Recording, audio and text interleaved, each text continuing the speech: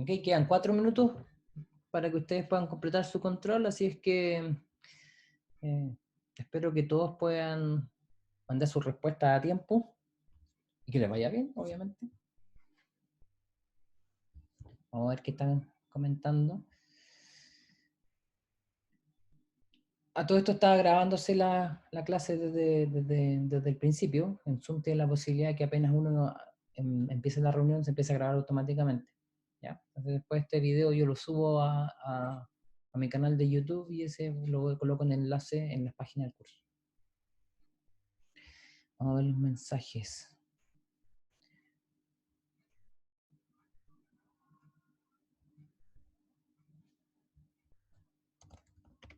Profesor, que ¿Sí? solamente puso 2 intentos permitidos, entonces yo tenía una pregunta, o sea, respondí una vez las 3 preguntas primeras, la segunda vez la segunda, y quería como juntar todo en una y no puedo.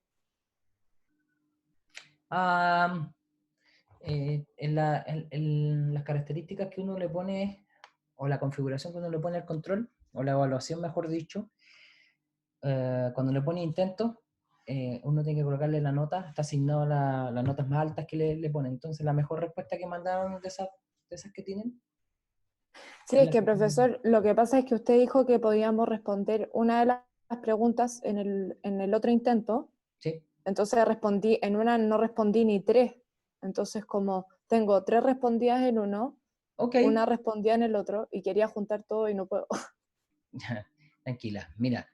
Vamos a ver en tu caso, chuta, no alcancé a ver quién me habló. ¿Cuál nombre apellido?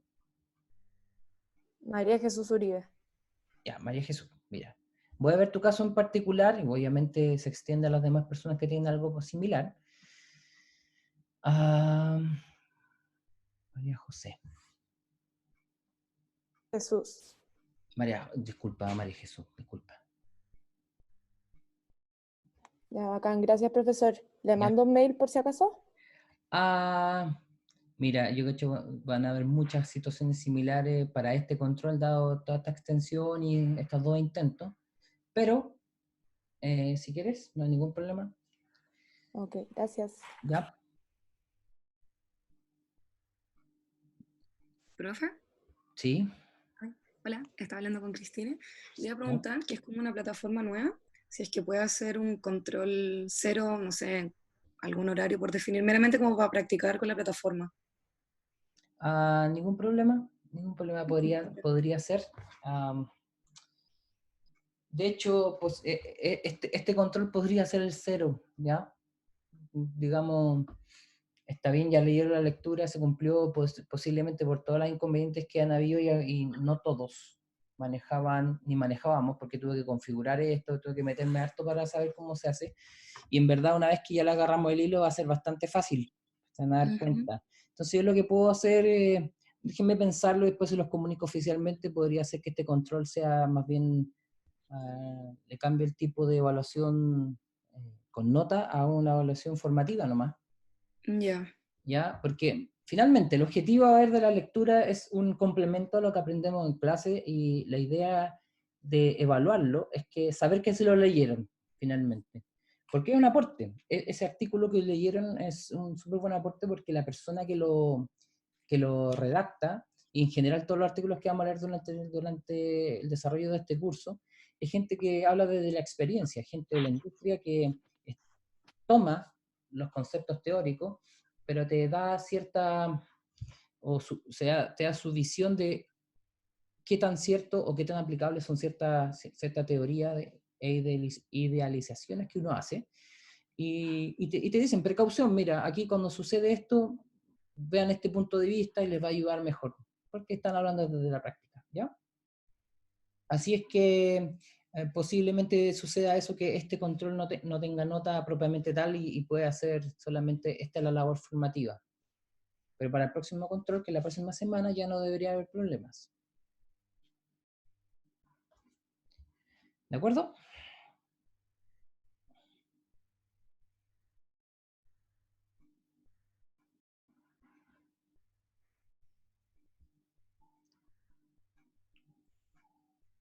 Ya, yo creo que ya nadie más puede seguir haciendo nada en el control. Aquí estoy viendo sus...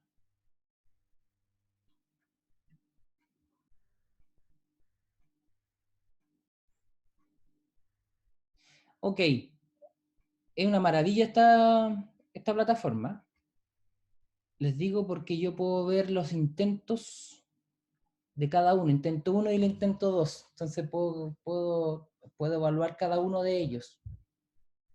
Entonces, en el caso particular de María Jesús, que me preguntó, ningún problema, veo tus preguntas 1, 2 y 3 con la respuesta y veo la 4 en tu segundo intento. ¿Ya?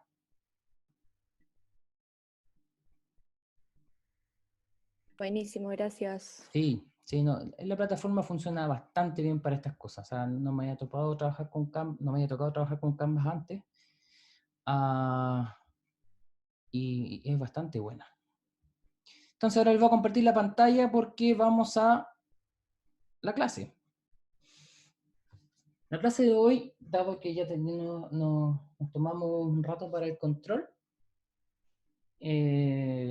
como les dije, déjenme revisar el control y si veo que puedo ver todas las respuestas de ustedes, las notas van, porque si les va bien, les conviene, porque generalmente para este curso elimino la peor nota de los controles.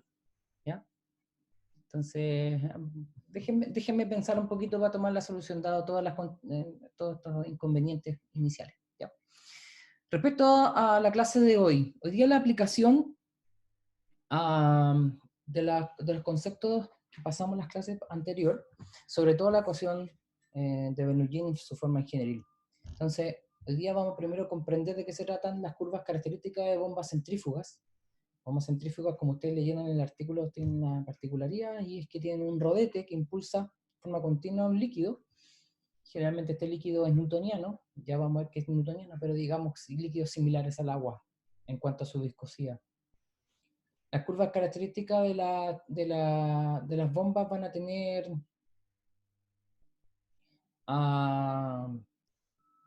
ciertas características que vamos a ir revisando durante la clase. Hay un concepto que se llama cavitación, que yo creo que no sé si alguien lo ha escuchado antes. Entonces, si alguien sabe qué es lo que es cavitación, ¿lo podría decir en voz alta, por favor? Es cuando hay separación de fase, ¿no? Tiene que ver con eso, exactamente. Entonces, si yo tengo un líquido, si la temperatura no cambia, ¿cómo yo puedo hacer que ese líquido cambie de fase y, por ejemplo, pase a fase de vapor o fase gaseosa? Temperatura constante. Quitándole presión. Muy bien. Muy bien. Quitándole la presión. Entonces, cuando la presión baja, tengo del sistema, cuando baja tanto como igualar la presión de vapor, es el concepto que hay en el termo, que la presión de vapor del líquido que estamos bombeando, justo al entrar a la bomba, esa presión es tan baja que llega a la presión de vapor, empieza el cambio de fase. Y en una bomba centrífuga, cuando sucede eso, se forman burbujas, y esas burbujas van colapsando entre ellas y producen primero un mal funcionamiento de la bomba. Hay ruidos muy fuertes, empieza a vibrar la bomba, después son como pequeñas explosiones dentro, hasta finalmente hacerle daño a la estructura de la bomba. Entonces, cavitación es un problema que hay que evitar en un proceso. Ya vamos a ver desde el punto de vista teórico. Y lo último, la altura neta de succión positiva, tiene que ver cómo asociamos a el balance de energía que da la ecuación de Bernoulli-Generil con la parte práctica, que es la cavitación. Entonces nosotros vamos a generar un criterio para determinar cuál es el punto de operación de la bomba a partir de un punto de succión. Y cuando punto de la bomba me refiero a qué altura debería estar para evitar que esta presión justo a la entrada de la bomba es igual a la presión de vapor del líquido y no haya cambio de fase. Si hay cambio de fase, recuerden, es una situación no deseada. Entonces, vamos. La impulsión de fluidos va a ser líquido o gaseoso. Los líquidos siempre son bombas. Y cuando la bomba requiere energía externa, que a su vez la bomba le agrega energía al sistema. ¿Tá? Entonces, se consume trabajo por el fluido necesita que le agreguen esa energía. Por lo tanto, la presión de salida después de una bomba es mayor que la de entrada. Siguiendo en la misma columna, tenemos para el caso de los gases, ventiladores, sopladores y compresores. ¿Y cuándo vamos a usar cada uno de ellos? Cuando la diferencia de presión sea distinta. También la presión positiva, o sea, la salida es mayor la presión que la entrada, pero cuando las diferencias son muy pequeñas se le llama ventilador, cuando son un poquito mayores, soplador, y cuando ya son mucho más grandes y se requiere mucha más energía, el compresor. Posiblemente el ventilador y soplador son aplicaciones que pueden ser en la casa, domésticas, ningún problema, pero el compresor ya tiene que ver con aplicaciones de proceso. Y también están los tipos de equipos que aprovechan la energía de un fluido, y donde entonces la presión de entrada es mayor que la de salida, y eso es lo que le llamamos turbinas o máquinas de expansión. Y lo usamos para aprovechar la energía que lleva el fluido para generar trabajo útil afuera. Es típicamente un circuito de potencia, una planta que genera potencia a partir, por ejemplo, de agua, necesita una turbina para generar electricidad después. ¿Ya? Esos problemas de ciclos de potencia lo vean en termo 1. En cuanto a las bombas, se clasifican en dos tipos, dinámica y desplazamiento positivo. Esa dinámica, más o menos, tiene que ver con cómo el fluido está siendo impulsado, ¿de acuerdo? La dinámica, típicamente hablamos de centrífuga. Esa turbina regenerativa es un caso un poquito especial, pero lo más usado son las centrífugas, que tiene un rodete. El rodete lo que hace es que en la fuerza centrífuga se aprovecha al estar girando rápidamente sobre su propio eje este rodete y va impulsando con sus aspas el fluido. Y tenemos un flujo axial y radial, y a su vez cada uno tiene una cierta clasificación. En cambio, el desplazamiento positivo, como lo pudieron leer en la lectura, son pequeñas cantidades de fluido que son tomadas por la bomba y las van impulsando. Entonces son como es un flujo un poco más discreto. Dependiendo del tipo de bomba, ya sea rotatoria o reciprocante, te va a entregar un flujo constante, pero eso a partir de pequeñas cantidades de materia que va impulsando. ¿De acuerdo? Típicamente, para adelantarme un poquito en el curso, la centrífuga es con agua o fluidos que tengan una viscosidad similar. Desplazamiento positivo, estamos hablando ya de fluidos no newtonianos o similares. ¿De acuerdo? Entonces aquí vamos a ver lo de la bomba. La bomba va a tener una cierta entrada de flujos, un cierto trabajo que se requiere entregar al fluido que está en la bomba, ese trabajo eléctrico. O sea, hay un motor de la bomba que está transmitiéndole al eje del rodete, y el rodete a su vez le está transmitiendo energía al fluido. Y hay cierta cantidad de energía que se puede estar perdiendo a los alrededores. Entonces, pregunta, ¿qué significa? Lo voy a destacar acá.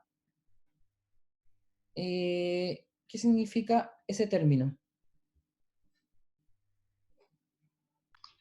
Que adiabático.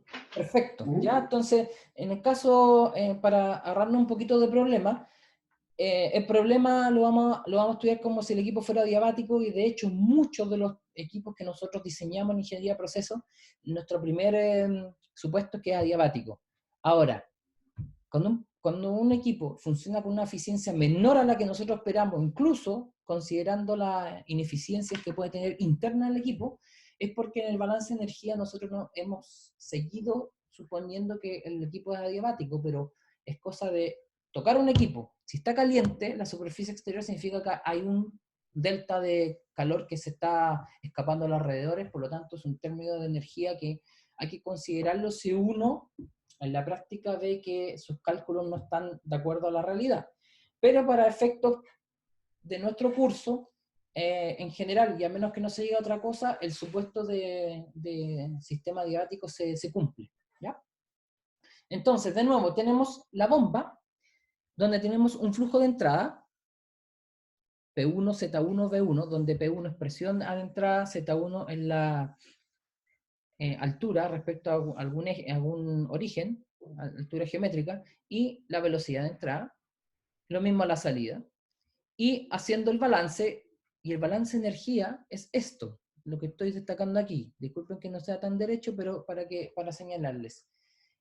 El cambio que hay debido a la energía de presión, a la energía de altura y a la energía cinética va a ser igual a lo que se le entrega al fluido, cuánto trabajo se le entregó al fluido para que se mueva, menos todas las pérdidas que tuvo al pasar por la bomba. Pregunta, ¿en qué lugar de la bomba ustedes creen que van a tener pérdidas de energía?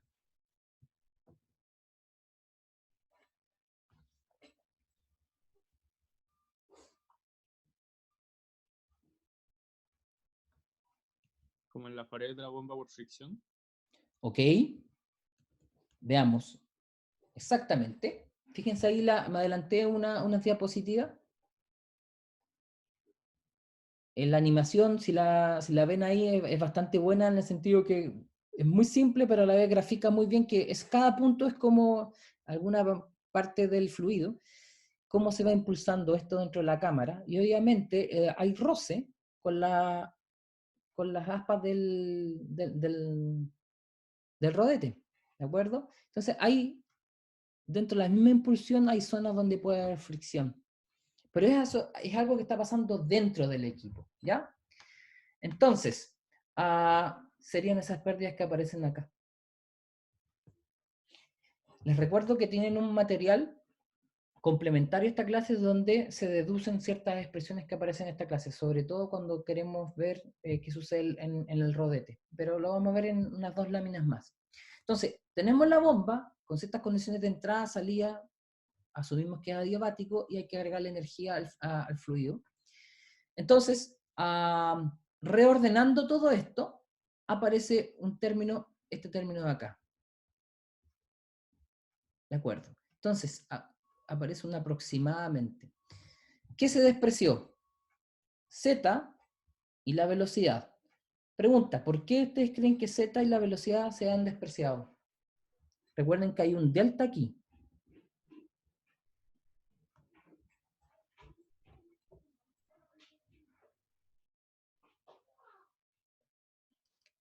Le hago la pregunta, la reformulo más fácil. ¿Cuál es la diferencia de altura que hay entre la entrada y la salida de la bomba? Claro, la diferencia de altura es muy chica, dicen 0. Exactamente. La entrada y la salida de la bomba uno siempre supone que están a la misma altura. No obstante, fíjense,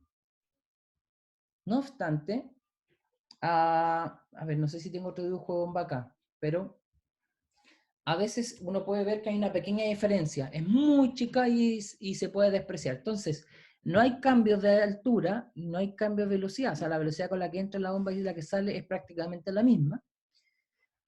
Por lo tanto, lo que es relevante para analizar justo en la bomba, para ver las pérdidas de energía, va a ser el cambio de presión, que sí es relevante, y aquellas pérdidas que están dentro. Entonces, aquí se analiza cómo nosotros podemos expresar una eficiencia. La eficiencia, recuerden, en la bomba es lo que le estamos entregando versus lo que recibe el fluido versus lo que se le entrega. Ese DWM es lo que entrega un motor, y esto es lo que recibe realmente el fluido. ¿Ya? Entonces, haciendo la matemática respectiva, vamos a tener que tener una expresión para la eficiencia como el caudal del fluido dentro de la tubería, la diferencia de presión antes y después de la bomba, y la potencia que entrega el motor. O sea, la potencia, esta es la energía que entrega externa al fluido, y lo que aparece arriba es lo que realmente el fluido hizo como recibió, ¿ya? Lo que absorbió en energía. Entonces aquí hay una lista más o menos larga de los aspectos positivos y negativos de las bombas centrífugas. Entonces, para destacar algunos. Primero, las bombas centrífugas son súper simples y versátiles, y son baratas. Ustedes van al Home Center, al Easy, quieren comprar una bomba para la casa, para el agua, esa va a ser una bomba centrífuga. Esa bomba no tiene un costo de 10.000 pesos máximo, una bomba pequeña, dependiendo del origen, de la calidad de los materiales, etcétera, pero pueden incluso costar menos. Entonces, son las que más se usan. Entonces, se opera en una alta velocidad. La descarga es constante, pero depende de la carga. O sea, va a depender va a depender de cuánto flujo yo quiero transportar. Los vamos a ver en las curvas. Son pequeñas, se pueden colocar en lugares de difícil acceso a veces incluso. Y cuando dice aquí el último, permite manipular suspensiones concentradas. Suspensiones, piensen ustedes en un líquido que tiene algún sólido suspendido. Sí, pueden funcionar, pero depende de la abrasividad que pueda tener ese sólido. ¿Ya? Las bombas ¿qué tienen en desventaja? No desarrollan grandes presiones de descarga. O sea, la descarga obviamente va a tener una presión mayor que la entrada, pero es una presión relativamente baja, un poquito superior a la atmosférica o a la presión de trabajo, nada más. Entonces, el alto rendimiento siempre se limita a ciertas velocidades. O sea, hay un rango estrecho de condiciones en la cual la bomba funciona perfecto, pero ustedes se salen de ese rango de condiciones de operación y la bomba pierde mucha capacidad de entregar energía, o sea, la eficiencia baja mucho. Y eso se ve reflejado en las curvas. Y no son autosivantes. ¿Qué significa esto? Necesitan estar llenas del líquido para poder trabajar. Si están vacías las bombas, no van a impulsar nada. Por lo tanto, tienen que llenar todo el conducto de succión, que le llegue agua, se llene la cámara de la bomba, y ahí va a empezar a funcionar. Si no, no se pueden. Eso significa cuando son autocebantes. Entonces, cuando ustedes escuchen, hay que cebar la bomba, significa eso. Hay que llenar de líquido la zona de succión hasta la bomba, que se llene todo el compartimento donde está el rodete, y ahí van a funcionar bien. Y fluidos muy viscosos ahí no funcionan bien, por la forma que tienen. Ya eso lo vamos a ver más en otra clase más adelante. Entonces ya les mostré esto. Lo relevante acá, y parámetros relevantes, este B, que es el ancho del rodete, y hay un R3, que es el radio de ese rodete. Está entrando líquido por acá, y dependiendo el camino que siga, pero bueno, está girando y sale por la punta. Entonces, la velocidad máxima que va a tener un fluido va a ser en esa zona, ¿no es cierto? ¿Cuál va a ser la velocidad del fluido en esa zona? Tenemos una velocidad angular, W, y un radio aquí. ¿Cuál es la velocidad tangencial ahí en ese punto? Veamos en la respuesta aquí en el chat. Exactamente, ¿ya? La velocidad angular por el radio. Muy bien.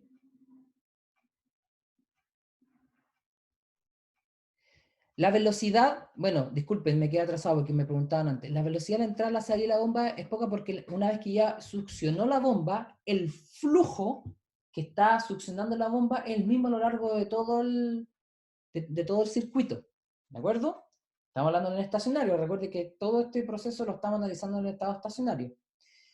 Por lo menos en la entrada y la salida, no así el flujo de trabajo, que se puede colocar como potencia, que finalmente es por eso aparece un DT. Pero Q va a ser el mismo a lo largo, sobre todo porque estamos suponiendo por simplicidad que la tubería no cambia de diámetro. Si cambiara de diámetro, ahí sí que la velocidad cambia. Entonces la entrada a la bomba con la salida tiene el mismo diámetro, por lo tanto, aproximadamente la velocidad es la misma. ¿Ya? Lo mismo que pasa con la cota geométrica, la diferencia Z. Y respecto a la velocidad, exacto. Entonces, el fluido en esta zona del rodete, cuando tú multiplicas R por la velocidad angular por omega, tú vas a tener acá la velocidad máxima a la cual el fluido puede tener. No hay ninguna velocidad máxima que en otra parte del fluido. Entonces, este es como sería el valor teórico de la cantidad de energía que está recibiendo el fluido. ¿Ya? Entonces, esta altura de que va a entregar la bomba va a ser una ideal, o sea, justamente esto, aparece ahí, entonces por energía, menos las pérdidas que va a tener dentro, y las pérdidas que están dentro va a ser este término que estoy encerrando en cuadrado. Esta expresión, ustedes la tienen en el material complementario de la clase 3, ¿ya? esto da origen a una expresión de este tipo. Después ven el detalle, ustedes lo pueden ver. Si, lo importante es cuando que practiquemos planteando la ecuación de energía mecánica a un sistema. Pero tenemos que la altura de bomba que puede entregar justo en esa zona del rodete va a ser del tipo A menos B por Q elevado a N. ¿Ya? Entonces, si N es igual a 2, vamos a tener una parábola. ¿De acuerdo? Una parábola cóncava.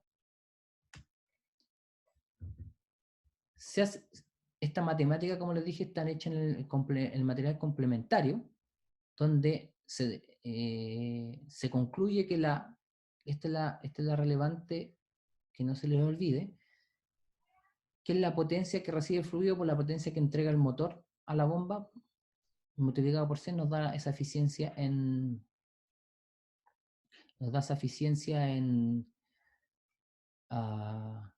porcentaje. ¿Ya?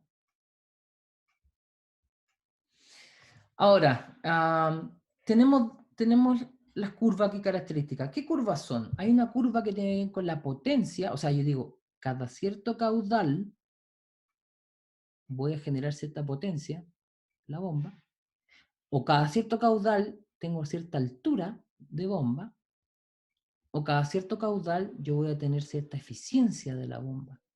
¿Ya? Este tipo de curvas es la que llamamos las curvas características. Y nosotros podemos construirlas, o sea, ustedes lo van a hacer, o lo iban a hacer en el laboratorio presencial, a partir de datos experimentales, o lo podemos construir a partir de un balance de energía mecánico, más conocido para nosotros como la ecuación de Bernoulli ingenieril.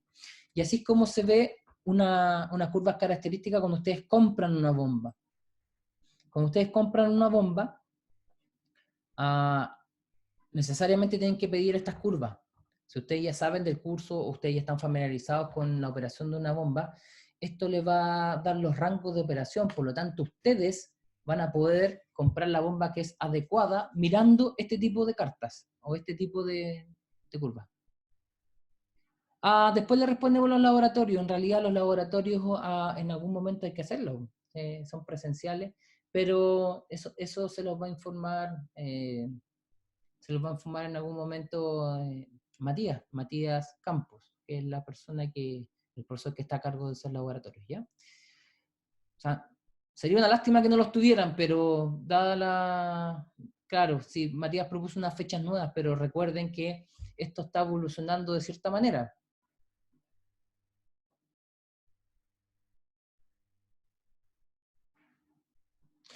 A ver, aquí Cristine me hace la pregunta de el paper, decía que la intersección entre la curva de la bomba y del sistema es el punto de operación. Ya, en el gráfico que yo acabo de mostrar, solamente está, por decirlo así, en forma cualitativa.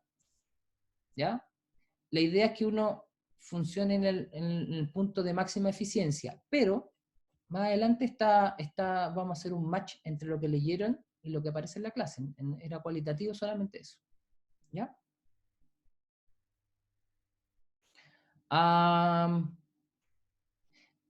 Es que depende, porque tienes que tener bien definido tu sistema. La curva del sistema es la que cambia. La curva de la bomba no. ¿Ya? Entonces la curva del sistema depende de qué tan intrincado es tu red de tubería, la altura a la cual está la bomba respecto a la succión, qué tamaño tiene la succión, etc. Entonces, vamos a verlo. En unas diapositivas más, eso lo vamos a ver. ¿Sí? Eso sin falta lo vamos a lograr ver. ¿Ya? Entonces, miren. Tenemos, como les decía, las curvas de bombas son parábolas cóncavas. ¿Ya? Y la diferencia, ¿en qué está la diferencia? Vamos a tener distintos diámetros de rodete. Fíjense, aquí tenemos A, B, C y D. Una bomba con...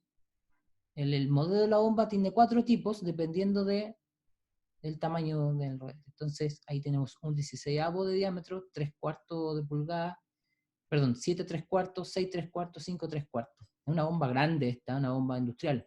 Porque fíjense los flujos, tienen los flujos expresados en 2 unidades. Le llaman capacidad también.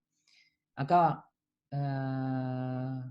gallon per minute, o sea, galones por minuto, y galones de Estados Unidos. Recuerden que los galones británicos son distintos. galones de Estados Unidos, pero acá abajo lo tienen una unidad más familiar para nosotros, o por lo menos que podrían sentirse más cómodos, que es metros cúbicos por hora. 40 metros cúbicos por hora no es pequeño, no es una bomba de casa, pero tampoco es una bomba tan grande en una industria. Y acá al otro lado, en el eje de las ordenadas, en el eje Y, ¿qué es lo que tenemos? La altura, que finalmente por eso es más fácil, todos estos términos que usamos los colocamos en términos de energía de altura, porque quedan todos en unidades de metros o pies, dependiendo de las unidades que ustedes están trabajando. Entonces, caudal, altura, la que entrega la bomba. Entonces, para esta bomba de un diámetro de rodete de 8, un 16avo, la curva está acá arriba. Por ejemplo, si yo tengo un proceso que está a 10 metros cúbicos por hora, necesito trabajar a ese. Si la bomba está entregando esa cantidad de flujo, y yo estoy, discúlpenlo, ya lo voy a borrar. Ahí estoy marcando el punto. Si yo uso esa cantidad de flujo, la bomba me va a entregar una energía expresada en metros de aproximadamente, ahí tenemos 62, 64, 66, aproximadamente 66 pies o casi 20 metros. ¿De acuerdo? Entonces, el gráfico te sirve mucho para darte cuenta de eso. Por otra parte, en esa misma condición, yo puedo ver la eficiencia, y fíjense la eficiencia cómo está. Porcentaje de eficiencia, 50, hay una curva de 60% de eficiencia, 70% de eficiencia, y se dan cuenta, se vuelve a repetir el 70, y se vuelve a repetir el 60, y cada vez que aparece como una elipse acá, esa es la zona de máxima eficiencia. Ojalá siempre estemos en la zona de máxima eficiencia. ¿Qué otra diferencia hay? La energía que tú necesitas, el motor de la bomba. 3 HP, 2 HP, 1,5 HP, 1 HP, 3/4 HP. ¿Ya? Entonces, ¿qué es lo que hace el fabricante? Tiene un montón de modelos, hace todas sus pruebas en laboratorio y genera estas curvas. Vamos a ver las preguntas en el chat.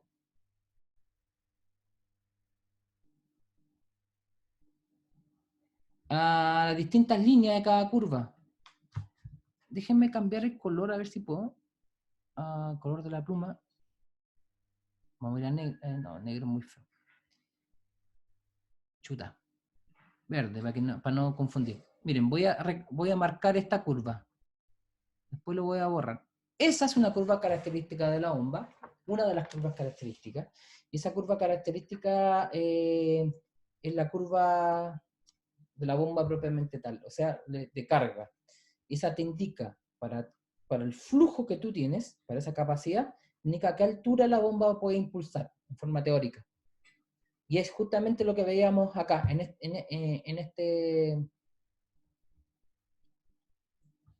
esta diapositiva, ¿ya? En la cantidad máxima de energía que va a recibir el fluido, y es justamente en la punta del rodete, de las aspas del rodete. Pero si tú estás en un caudal como por acá, en esta zona, voy a leer de nuevo. Voy a pasarme la unidad inglesa que están más fácil leer. Por ejemplo, en 40 galones por minuto, va a estar a esa altura, pero fíjense la eficiencia que va a tener la bomba, porque esta curva dice 50%, 60%, está cercano a 60% de eficiencia, pero la eficiencia es 72, la máxima que puede lograr con esa bomba. Entonces, ¿qué pasa si nosotros podemos operar a otro flujo para otra eficiencia? ¿Ya? Cualquier punto alrededor o muy cercano a esta elipse azul nos va a entregar una eficiencia mayor. ¿Qué significa eficiencia mayor? Que la energía que el motor le está entregando al fluido es mejor aprovechada por el fluido. Eso significa, finalmente. ¿Ya? Avancemos un poquito, pero estas curvas se pueden ver súper distintas. Yo los convido a que vayan y vean algún proveedor. A y B son constantes. Son constantes que tienen que ver, que son de este tipo. una va a representar ahí justamente la energía que está al salir de ASPA, y el otro tiene que ver con las pérdidas que hay dentro de la misma bomba. Pero no es que, o sea, precisamente eso, sino que está dando la forma que es la curva. ¿Ya? Para cada bomba es distinto y cada proveedor te entrega eso. Entonces, busquen proveedores de bomba, y así por curiosidad en internet, y ven que cada vez que pinchan modelo salen las curvas características. Salen las curvas características y ustedes van a ver algo similar a esto. Depende del fabricante cómo lo muestre. Pero este es el análisis que nosotros vamos a hacer en el curso. ¿Ya? Supongamos que tenemos un depósito donde hay agua y queremos llevarlo desde el punto A', queremos llevarlo al punto B'. No se puede, el líquido no va a llegar arriba solo, por capilaridad no va a llegar. Entonces, por eso necesitamos la bomba. Entonces, hay puntos particularmente importantes para esto. Siempre es importante analizar justo antes que entre la bomba y cuando sale de la bomba. Y antes, ¿por qué? Por lo que les dije al principio, de lo que les pregunté de cavitación. Si yo, aquí en este punto de la bomba, llego a la condición de presión de vapor del fluido que estoy impulsando, lo que va a suceder es que colapsa en muchas burbujas y la bomba no va a poder funcionar. Aparte de generar un montón de ruido en la bomba. ¿Ya? Entonces, ya vamos a analizar lo de la cavitación. Pero primero, queremos saber, si hacemos un balance de energía entre el punto A' y B', vamos a saber, o vamos a estudiar, cómo nosotros podemos mejorar este circuito, pequeño y simple circuito para impulsar el fluido entre esos dos puntos. Entonces tenemos este depósito. Entonces queremos que haya un caudal Q que se entrega acá arriba en B'. ¿Ya? Aquí dice, caudal Q. O sea, nuestra especificación es, mira, yo quiero que ahí arriba hayan 10 metros cúbicos por hora, por ejemplo. ¿Ya? Para eso yo hago primero mi análisis en forma teórica, después le colocamos los números. Y hay que evitar cavitación, por lo tanto, primero me preocupo, son dos partes, me preocupo de llevar el fluido hasta B', pero también me preocupo que no exista cavitación. Esas son las dos cosas que tengo que tener en cuenta. Y aquí está definida la cavitación propiamente tal, ¿ya? Formación de colapso de burbuja y resulta daño físico en el rodete y en la carcasa, y obviamente la capacidad de bombeo va a disminuir. Esta diapositiva dice exactamente, con algunas otras palabras, lo que hemos discutido antes acerca de cavitación. Entonces, tenemos nuestro circuito, queremos hacer nuestra balance de energía. Entonces, recuerden, estamos analizando el punto B' y el punto, disculpen, déjenme escribirlo de nuevo eso. ¿Ya? Vamos de nuevo a la pluma. A', B'. Entonces, ahí está el subíndice y ahí está el subíndice. ¿Qué significa esto? Toda la energía que yo tengo en el punto B' va a ser igual a la energía en A', más la que entregue la bomba, y fíjense que la bomba está puesta como el trabajo de la bomba ideal por una eficiencia. Claro, la bomba te ayuda a que el fluido llegue al punto B, pero voy a perder energía en el camino. ¿Cómo pierdo la energía? Por fricción y por singularidades. ¿Se entiende? De nuevo, la energía que tengo en el punto B' va a ser la energía que tiene el fluido en el punto A', más la energía que le agrega la bomba, con cierta eficiencia de trabajo, pero va a perder energía en el trayecto por fricción y por singularidades. De eso se trata. Y aquí hay un reordenamiento matemático para entregar el trabajo de bomba efectivo. Entonces, entre el punto B y A', ¿qué vamos a tener? Tenemos ZB, B al cuadrado en B, 2G, etc.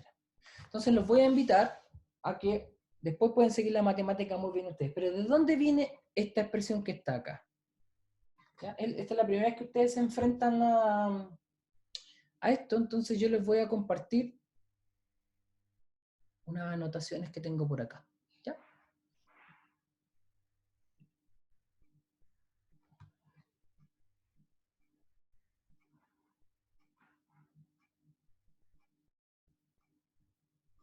Esto es lo que les quería mostrar el otro día. Entonces, este es nuestro cuaderno de operación unitaria de este semestre. Ya estamos a 19.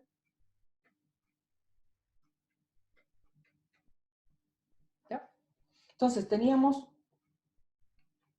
una bomba que está succionando a partir de un estanque y está llevando esto a otro punto, ¿no es cierto? Y este punto para mí era el A', y este punto para mí era el B'. Ahí está la bomba. Este es el estanque. ¿De acuerdo? Entonces, cuando planteamos la ecuación de Bernoulli, ¿se acuerdan que era un delta que se debía a diferencia de presión partido por ρg? Se debía a la diferencia de la cota z y se debía también a la velocidad promedio 2g. ¿No es cierto? Y esto había una cierta energía efectiva acá, en este caso sería la energía de la bomba, menos las pérdidas. ¿De acuerdo?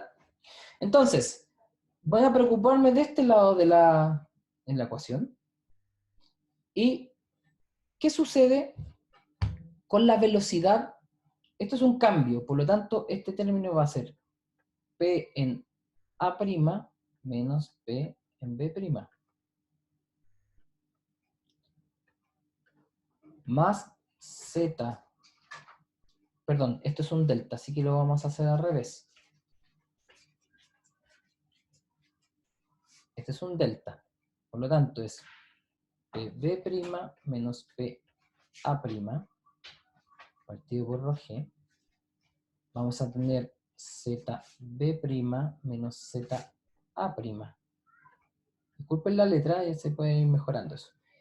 Y tenemos B' al cuadrado menos BA' al cuadrado partido por 2G.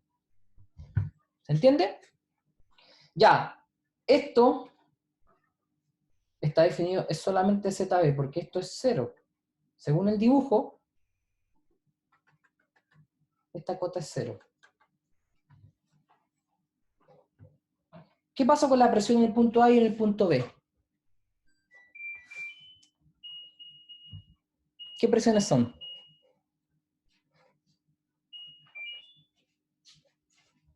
A ver, vamos a ver la respuesta aquí. Atmosféricas, perfecto. Entonces ambas son presiones, la misma presión. El estanque está abierto a la atmósfera y la tubería está saliendo de la atmósfera, por lo tanto, en los ambos puntos esto es 0.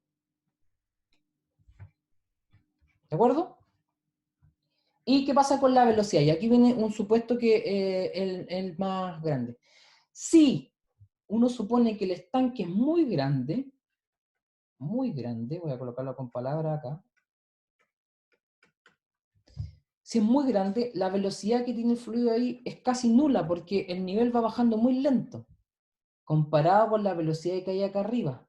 ¿No es cierto? La velocidad en B es grande comparada con la velocidad que tiene en el punto A.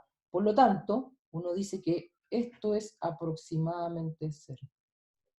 ¿Ya? Porque es muy lento respecto a velocidad en el punto B'. Volviendo a la clase. Y ahí es donde aparece. Por eso aparece un Z en el punto B y solamente la velocidad en el punto B. Y los demás son las pérdidas que yo les decía. ¿Cuáles son las pérdidas? 4F partido por D, las pérdidas por fricción, y son proporcionales a la velocidad al cuadrado. A la salida, en este caso del trayecto, en B', 2G. Y esta es más la sumatoria de los KSUI. Los KSUI son todas las singularidades. Entonces, alguien que me diga, ojalá en voz alta, pero si quiere lo escribe en el chat, que me diga cuáles son las singularidades de acá. Los codos. Perfecto. Ahí están los codos. ¿Alguien más tiene alguna otra singularidad que decir? La entrada y la salida de la bomba. Perfecto. ¿Dónde más? Faltan 2. Tenemos 1, 2, 3, 4 codos. Ahí. ¿Qué más? La salida del depósito. La salida del depósito y Y la entrada del depósito o sea, la salida del tubo. Exactamente, el punto de prima también una salida brusca, eso también puede considerarse una... Ahora, nosotros estamos considerando justo en el punto de prima, entonces eso se puede despreciar. Pero definitivamente la salida del depósito y los codos, la entrada y la salida de la bomba, son singularidades que se consideran. No obstante, los K van a estar representando la salida del depósito, los codos y nada más. Porque la entrada y la salida de la bomba, como lo vimos antes, esas pérdidas de energía están incorporadas en este término, en la eficiencia de la bomba. ¿De acuerdo? Entonces, lo que viene después es un reordenamiento de lo que tenemos acá. La eficiencia de la bomba, como vimos antes, la vamos a determinar a partir del punto B y A, que son salida y entrada de la bomba. Tenemos esta expresión que aparece acá. ZP y ZA son el mismo, están a la misma altura. Las presiones son distintas, pero las velocidades son iguales. Por lo tanto, al incorporar exactamente lo que vimos un poquito antes. No sé, disculpen, lo vimos en esta diapositiva, ¿ya? Lo que analizamos ahí. Disculpen que lo pase muy rápido. Entonces, el punto HB, que es el producto entre la eficiencia y el trabajo de la bomba, va a estar dado por ZB y todo este término que tengo subrayado aquí con celeste, que aparece acá. La única diferencia es que la velocidad se colocó en función de Q. ¿De acuerdo? 4Q pi d cuadrado es la velocidad expresada con el caudal y el área. El área es pi d cuadrado, cuartos, por eso queda el 4 arriba. Y es mucho más fácil analizar el punto de vista de caudal, porque el caudal lo puedo medir rápidamente. Y si se fijan, la energía de la bomba en este sistema, la curva del circuito del sistema, va a estar dada por a qué altura en la descarga y un montón de cosas que tienen que ver con energía cinética y las pérdidas por fricción.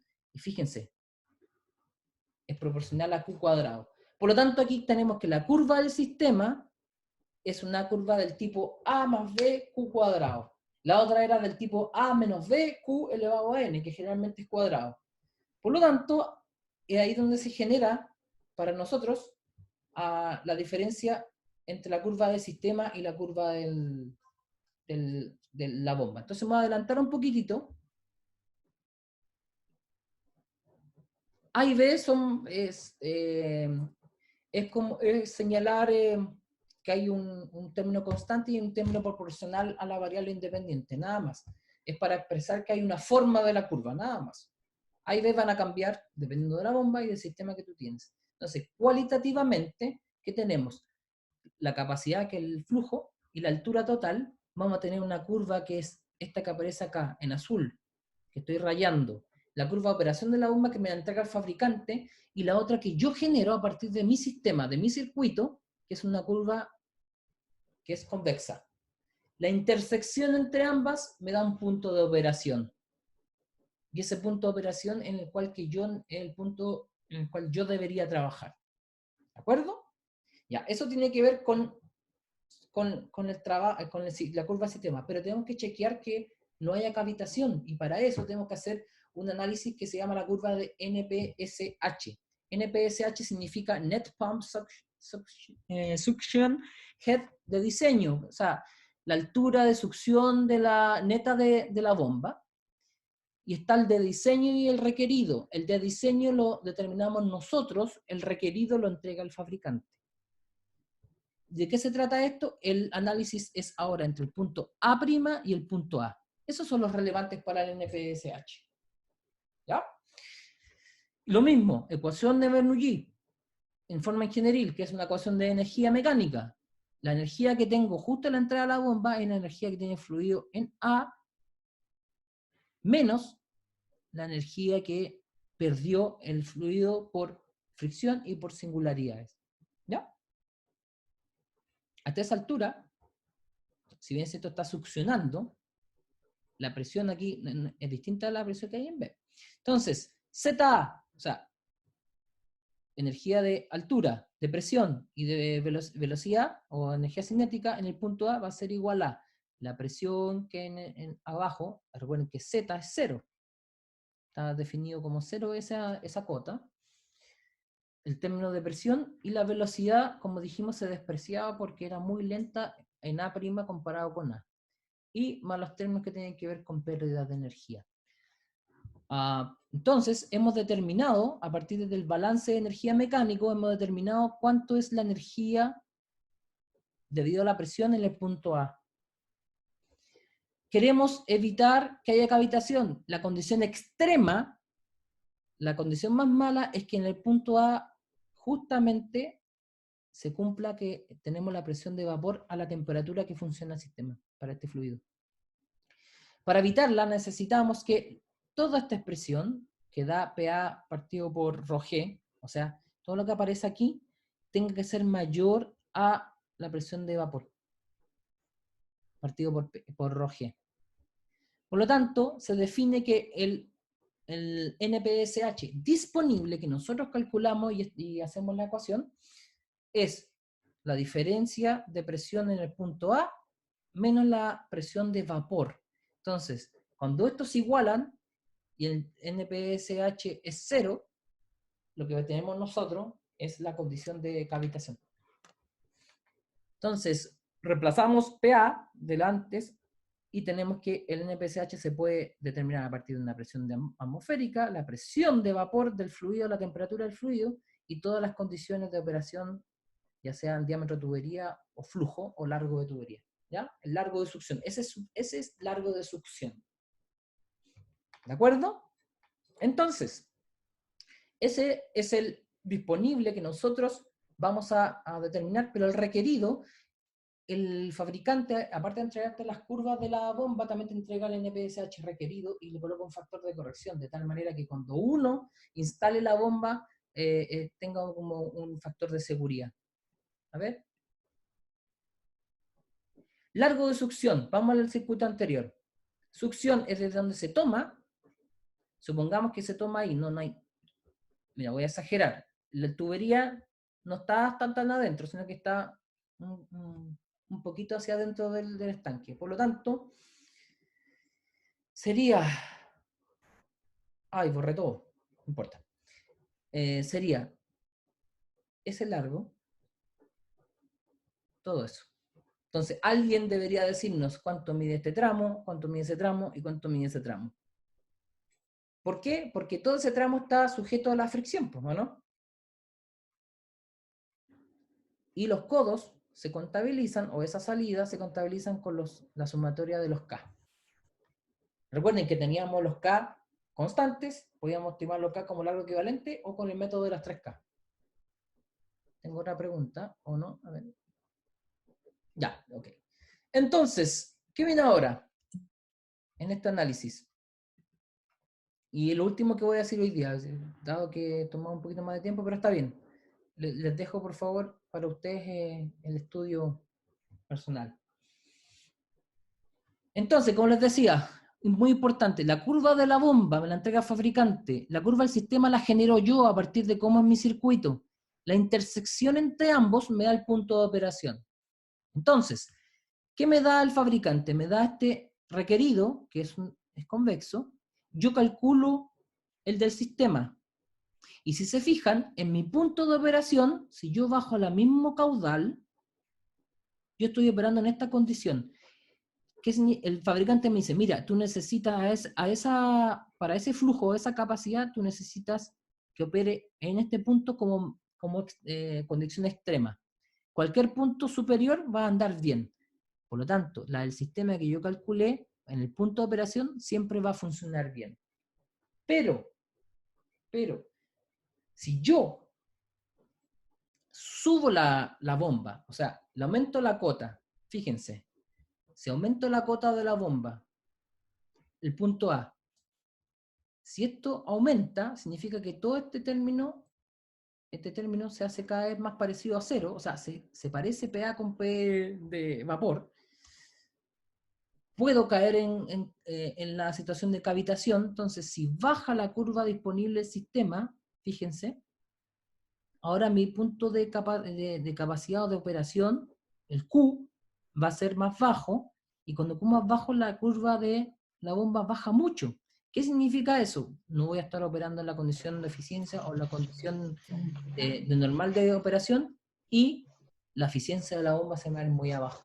¿Ya? Por lo tanto, si yo intersecto siempre la curva de la bomba con la del sistema, yo voy a tener una operación correcta.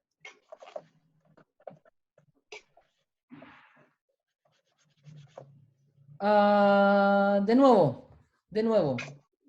Fíjense, la roja aquí es el NPSH disponible. Es lo último que voy a explicar, un minuto. El NPSH disponible es la diferencia entre la presión justo en la entrada a la bomba con la presión de vapor del fluido a la temperatura de trabajo.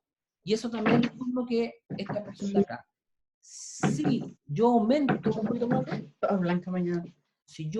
la altura de la bomba, ¿alguien tiene prendido el micrófono? Y se escucha para todos. Si yo aumento ZA, ¿qué significa aumentar ZA? ZA es la altura a la cual yo pongo la bomba. Si la bomba está más arriba respecto del punto donde tomo el líquido, hace que todo este término sea más pequeño. Y si es más pequeño, significa que estos dos se parecen y corro riesgo de cavitación. Al correr riesgo de cavitación, esto significa delta Z. Yo subo la bomba y esta curva disponible baja. Se va acá. Entonces, ¿qué significa eso? La curva de sistema es la misma, pero la eficiencia de la bomba va a bajar mucho, porque ahora voy a operar en este punto, y en este punto estoy acá en un lugar donde no se intersecta la curva de sistema sino de la bomba, sino que pasa esto. Cae. Por lo tanto, operacionalmente es relevante la altura que yo ponga la bomba en mi sistema. Con eso yo, entre comillas, juego para que no haya cavitación. Por lo tanto, si yo tengo una bomba cavitando, lo primero que tengo que ver es si la bomba está muy alta respecto de la succión. Tengo que bajarla y acercarla al punto de succión, ¿ya? Para que pierda menos energía y no se produzca esa. Sí. Exacto. Recuerden que para cavitación tienen que comparar el disponible que calculan ustedes con el que entrega el fabricante, que es el requerido. ¿Ya? Ese requerido lo entrega el fabricante y cualquier operación sobre eso me asegura el fabricante que no va a cavitar. Pero si yo subo mucho la bomba, fíjense, si yo estoy en el punto de operación acá, si yo la bomba la subo, ¿qué va a pasar aquí? Estoy bajo el requerido, por lo tanto la bomba va a cavitar. Entonces, la posición a la cual tengo la bomba va a influir si funciona o no funciona correctamente. ¿Ya? Entonces, después viene un poquito de similitud, estúdielo por su cuenta, y lo que les voy a hacer es, voy a ver la posibilidad de generarles una tarea no evaluada en Canvas para que les presento ejercicios de esta unidad, lo resuelven, les doy un tiempo, o sea, media hora, para que ustedes se metan, la hacen y ver cómo les va. ¿De acuerdo? Esto es todo por hoy. Si tienen más dudas, después me pueden escribir un email más tranquilo o algo por el estilo. Pero esto hay que practicarlo y lo podríamos hacer, ¿ya? ¿Dudas finales?